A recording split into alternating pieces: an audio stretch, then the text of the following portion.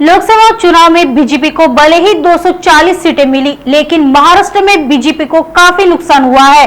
BJP राज्य में कांग्रेस के बाद दूसरे नंबर की पार्टी बन गई है। इसके बाद उप मुख्यमंत्री देवेंद्र फडणवीस ने आज प्रेस कॉन्फ्रेंस की और उप मुख्यमंत्री पद से इस्तीफा देने की इच्छा जताई, जिस पर शिवसेना उबाटा गुट की नेता सुषमा अंधारे की प्रतिक्रिया सामने आई। उन्होंने कहा कि देवेंद्र फडणवीस दोबारा मुख्यमंत्री नहीं बनेंगे।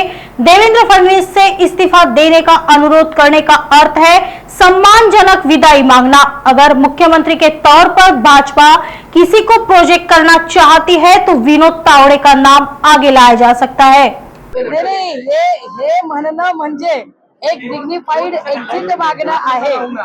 मला असं वाटतं देवेंद्र फडणवीस साहेबांचं हे म्हणणं म्हणजे एक डिग्निफाईड एक्झिट मागणं आहे।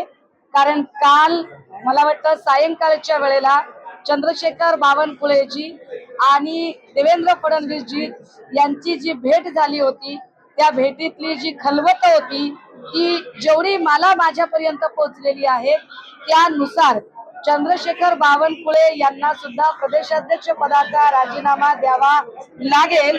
या सगळ्या निवडणुकीमध्ये पक्षश्रेष्ठींपर्यंत पोहोचलेली गोष्ट की देवेंद्रजींबद्दल महाराष्ट्रात असलेली नकारात्मकता, त्या नकारात्मकतेचा फटका हा भाजपाला बसलेला आहे असे समजून भाजपा देवेंद्रजी आणि चंद्रशेखर बावनकुळे यांच्यावर एक कारवाई करण्यासाठी बहुतेक त्या तयारीत आहे। पण त्याच्या आधी आपणच स्वतःहून एक डिग्निफाईड एक्झिट घेण्याचा प्रकार म्हणजेच देवेंद्रजींचे नागपुर समय, गली से दिल्ली तक।